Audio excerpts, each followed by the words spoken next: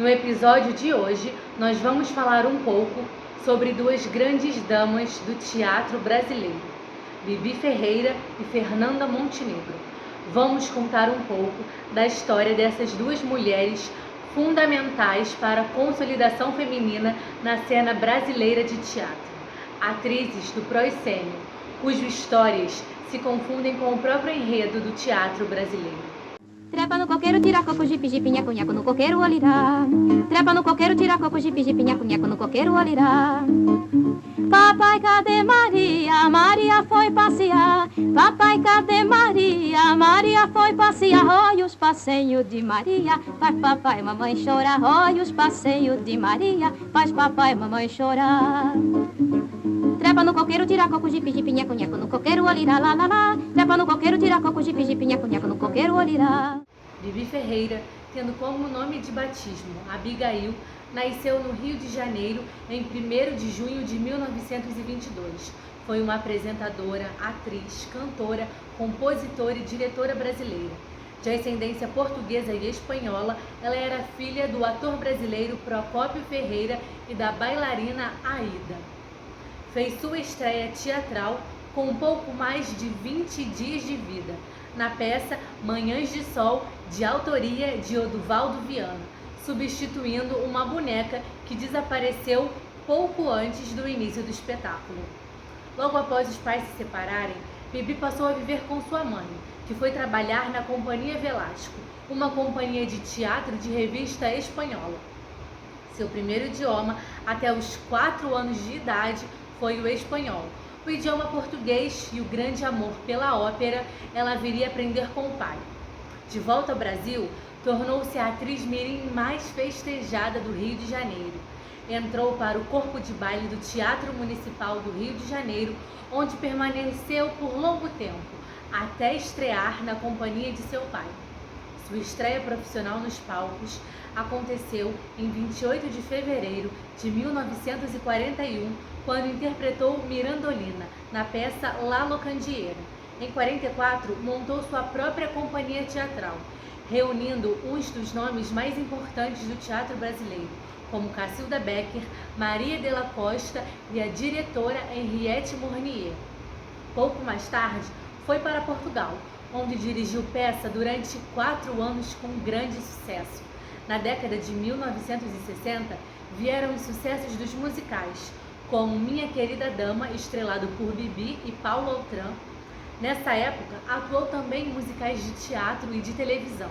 Em 60, iniciou a apresentação na TV Excelsior de São Paulo e Brasil 60, um programa ao vivo que durante 2 anos levou à televisão os maiores nomes do teatro brasileiro. Na década de 1980, dirigiu de textos comerciais a peças de dramaturgia sofisticada, de musicais de grande porte a dramas intimistas. Ainda em 80, dirigiu Toalhas Quentes, de Marc Camoletti. Em 81, Um Rubi no Umbigo, de Ferreira Goulart e Calúnia, de Lilian Ellmann. No mesmo ano, com sua produção e direção, estreou O Melhor dos Pecados, de Sérgio Viotti, promovendo a volta aos palcos de Dulcina de Moraes após 20 anos de ausência. Em 83, voltou aos palcos com Piaf, A Vida de uma Estrela da Canção, espetáculo de grande sucesso de público e crítica. Por sua atuação, recebeu os prêmios Mambembe e Molière em 84 e no ano seguinte o da Associação dos Produtores de Espetáculos Teatrais do Estado de São Paulo e Governador do Estado. O espetáculo, que fez muitas viagens, permaneceu 6 anos em cartaz e em 4 anos atingiu a marca de 1 milhão de espectadores, incluindo uma temporada em Portugal com atores portugueses no elenco. Em 2010, Bibi começou a realizar espetáculos focados em apenas um artista, como a francesa Edith Piaf, a portuguesa Amália Rodrigues e o americano Frank Sinatra. Em 2007, após 50 anos afastada do teatro de comédia, volta aos palcos fazendo As Favas, com Os Escrúpulos, textos de Juca de Oliveira e direção de Jô Soares. Em 2015, entrou para a lista das 10 grandes mulheres que marcaram a história do Rio de Janeiro. Aos 95 anos, fez sua turnê de despedida com Bibi por Toda a Minha Vida, espetáculo só com músicas brasileiras. Agora nós vamos falar sobre Arlete Pinheiro Esteves da Silva, filha de uma dona de casa e de um mecânico, que nasceu no bairro do Campinho, na zona norte do Rio de Janeiro, em 16 de outubro de 1929, mais conhecida como Fernanda Montenegro, e que sua vida nos revela muito da nossa história política e mais ainda da nossa história cultural. Fernanda, como é que é ser atriz?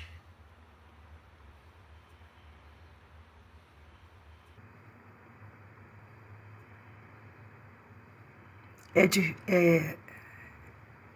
um ato misterioso, é uma função misteriosa, estranhíssima. Você não se conforma ser só você, ter só a sua vida. Eu tenho nessa profissão 70 anos, eu gosto de dizer ofício. E, para mim, cada personagem que eu faço, seja uma comédia leve, ou seja, um texto mais transcendente,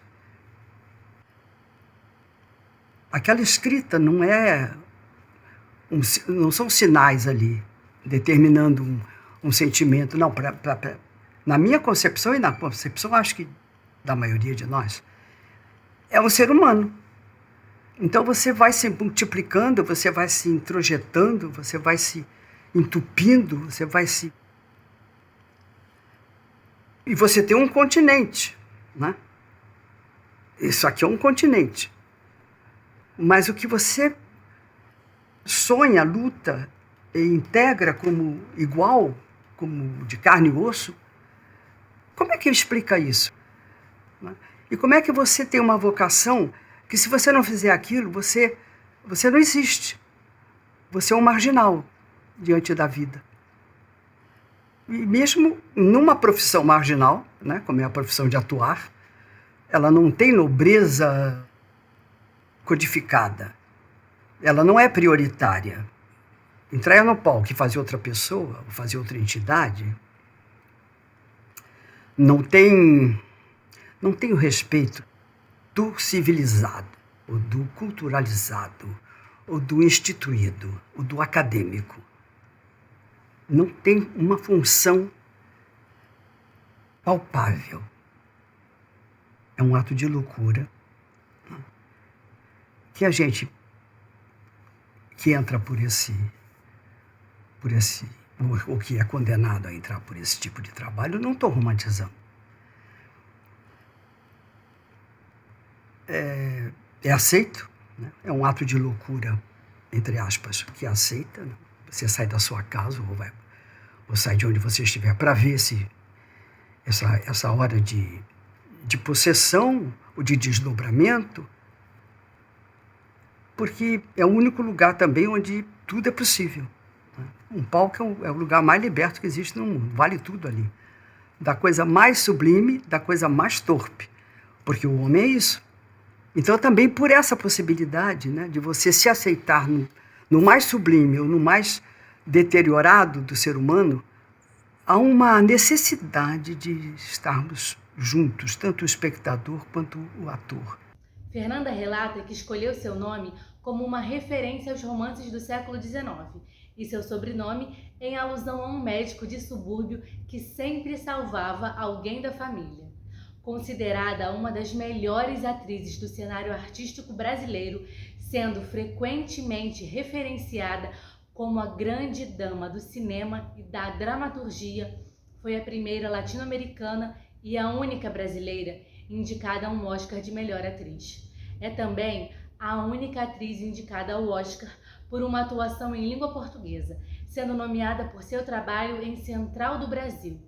Além disso, foi a primeira brasileira a ganhar o Emmy Internacional na categoria de melhor atriz pela atuação em Doce de Mãe, em 2013. Aos 15 anos, foi contratada como redatora, locutora e radioatriz da Rádio MEC, mas iniciou sua carreira de atriz nos anos 50, na peça Alegres Canções nas Montanhas, ao lado de seu marido, Fernando Torres. Em 59, com os dois e mais alguns amigos, fundaram a companhia Teatro dos Sete, que durou até 65.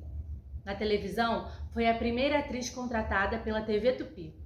Em 51, onde estrelou dezenas de teleteatros que na direção revezavam-se Fernando Torres, Sérgio Brito e Flávio Rangel, tendo realizado na emissora, entre os anos 51, cerca de 80 peças. Estreou nas telenovelas em 54 como protagonista de A Muralha na TV Record, onde estrelou muitas outras produções. Já na TV Globo, participou de mais de 20 novelas, interpretando papéis de sucesso que ficaram marcados em sua história. Fernanda já foi convidada, inclusive, para ocupar o Ministério da Cultura no governo dos presidentes José Sarney e Itamar Franco.